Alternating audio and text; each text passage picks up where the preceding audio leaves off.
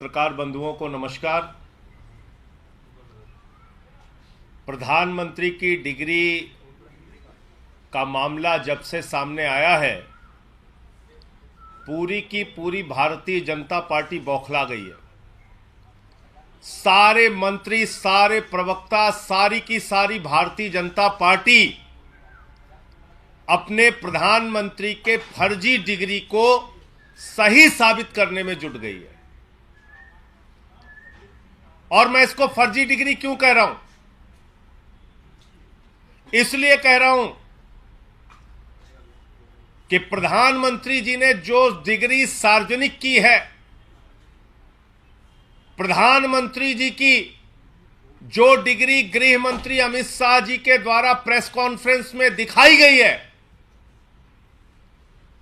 वो डिग्री अपने आप में कई सवाल खड़े करती है। अभी सिलसिलेवार करके मैं आपके सामने बताऊंगा। लेकिन एक बात बहुत स्पष्ट है कि भारत के चुनाव आयोग का नियम यह कहता है कि अगर आप अपनी संपत्ति के बारे में कोई गलत जानकारी देते हैं, अगर आप अपनी डिग्री के बारे में कोई जानकारी गलत देते हैं, तो आपकी सदस्यता रद्द हो सकती है। यानी भारत के प्रधानमंत्री की डिग्री जांच करा ली जाए, वो फर्जी निकलती है, तो मोदी जी की सदस्यता पूरी तरीके से रद्द हो जाएगी। वो न सांसद बचेंगे, न चुनाव लड़ने के योग्य बचेंगे, क्योंकि एक बहुत बड़ा फर्जीवाड़ा है भारत के प्रधानमंत्री की ओर से। तो इसलिए अब मैं आपको सिलसिलेवार करके बताऊंगा कि इनकी डिग्री फर्जी कैसे। नंबर एक, यह वो डिग्री है जो गृह मंत्री अमित शाह ने प्रेस कॉन्फ्रेंस करके दिखाई थी और कहा था कि प्रधानमंत्री की मास्टर डिग्री यह है। गुजरात विश्वविद्यालय से उन्होंने मास्टर ऑफ आर्ट्स किया है।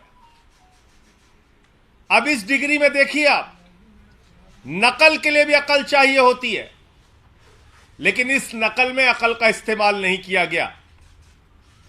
यहां पर यूनिवर्सिटी लिखा हुआ है और यूनिवर्सिटी की स्पेलिंग में विक्ट्री का वी जो आता है, उसके इस्तेमाल की जगह बैट का भी इस्तेमाल किया गया है।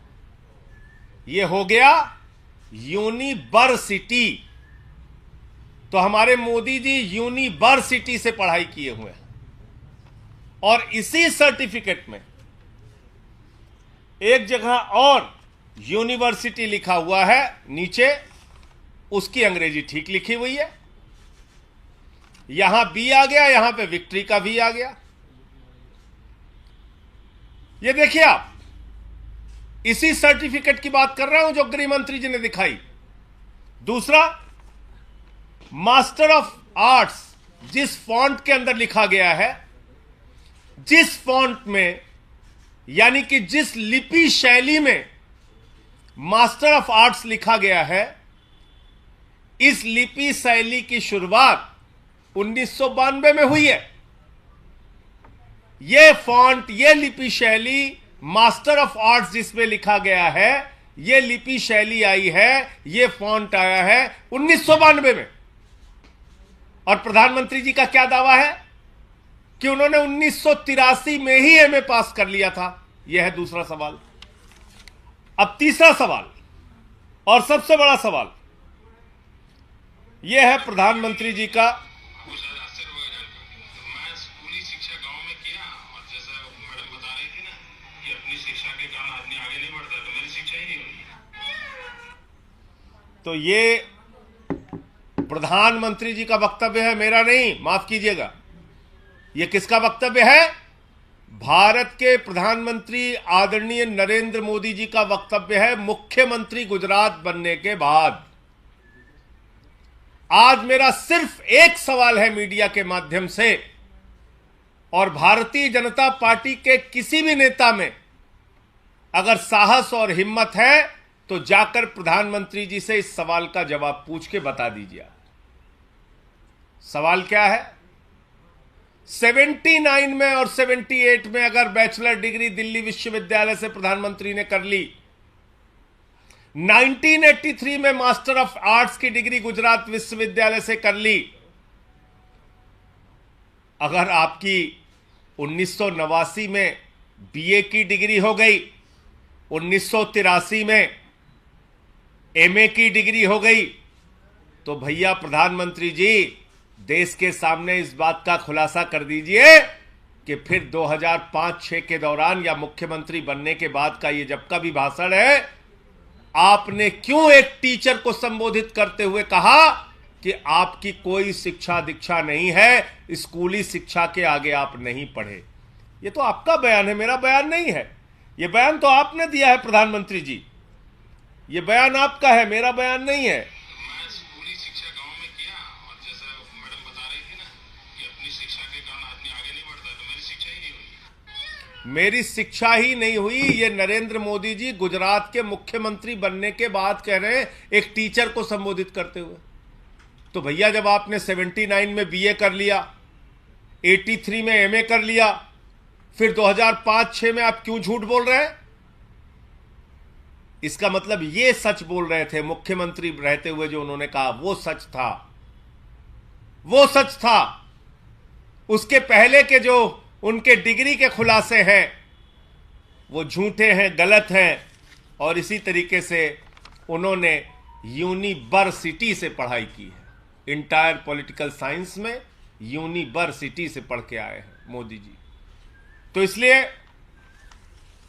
गुजरात हाई कोर्ट का जो फैसला आया वो अपने आप में बड़ा ही चौंकाने वाला है, हास्यास्पद है कि सीआईसी ने ऑर्डर दिया था डिग्री दिखाने के लिए, गुजरात का विश्वविद्यालय गया हाई कोर्ट में कि डिग्री ना दिखाई जाए, और गुजरात के हाई कोर्ट ने जुर्माना कर दिया अरविंद केजरीवाल जी के ऊपर, जिसका कोई लेना देना नहीं। वो गए भी नहीं अपील में। तो इसका मतलब दाल में काला नहीं, पूरी की पूरी दाल काली है।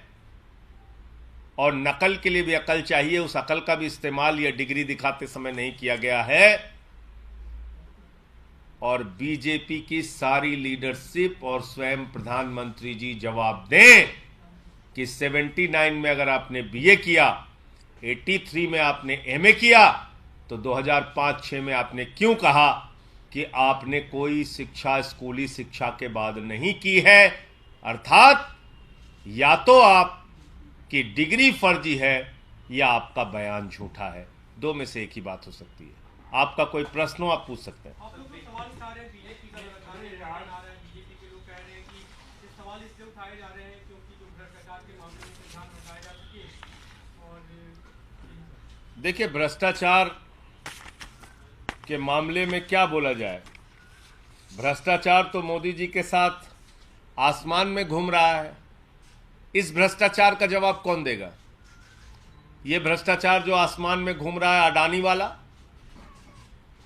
जिसमें आराम से लेटे हुए हैं मोदी जी, कह रहे हैं लूट ले बेटा लूट ले, सारा हिंदुस्तान लूट ले। देखिए आप, ये तस्वीर भूल गए आप? ये अडानी की तस्वीर है। अपनी राजनीतिक सत्ता को बचाने के लिए नरेंद्र मोदी जी ने अडानी के माध्यम से अपनी आर्थिक सत्ता खड़ी की और एक ही व्यक्ति को कोयला दे दिया, गैस दे दिया, बिजली दे दिया, पानी दे दिया, सड़क दे दिया, स्टील दे दिया, सीमेंट दे दिया, सीपोर्ट दे दिया, एयरपोर्ट दे दिया, आकाश से पाताल तक सब कुछ दे दिया, 2.5 लाख करोड़ का कर्जा दे दिया, 86,000 करोड़ का कर्जा माफ कर दिया। और उस अडानी ने क्या किया? 38 फर्जी कंपनियां दुनिया के तमाम देशों में अपने भाई के साथ मिलकर खोली। अकेले एक पते पे 6 कंपनी खोलकर मॉरिशस से 42,000 करोड़ रुपए अडानी की कंपनी में लगाया गया। ऐसे लाखों करोड़ रुपए का घोटाला और भ्रष्टाचार और काला धन अडानी की कंपनी में लगा है, जिसके हवाई जहाज में बैठकर भारत के प्रधानमंत्री घूमते हैं। आज तक इस घोटाले पर जेपीसी क्यों नहीं बनी? सारी की सारी पार्लियामेंट की पार्टियां एक स्वर में मांग कर रही हैं, जेपीसी बनाओ, जांच तो कराओ। जांच नहीं कराते, क्योंकि घोटाले में भारत के प्रधानमंत्री और भारत की सरकार सर से पांव तक डूबी हुई है। यह है सच्चाई। और कोई प्रश्न हो आप लोगों का?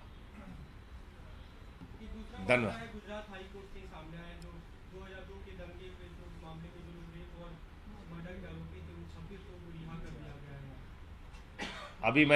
आप अभी इस प्रेस कॉन्फ्रेंस में जानकारी दे रहे हैं, मुझे इस पूरे घटना की जानकारी नहीं है, लेकिन मेरा अपना ये मानना है, नफरत की राजनीति, दंगे फसाद की राजनीति, गुंडागर्दी की राजनीति, समाज को तोड़ने की राजनीति इस देश को विखंडित करेगी और ऐसा करने वाले के खिलाफ सख्त से सख्त सजा होनी चाहिए।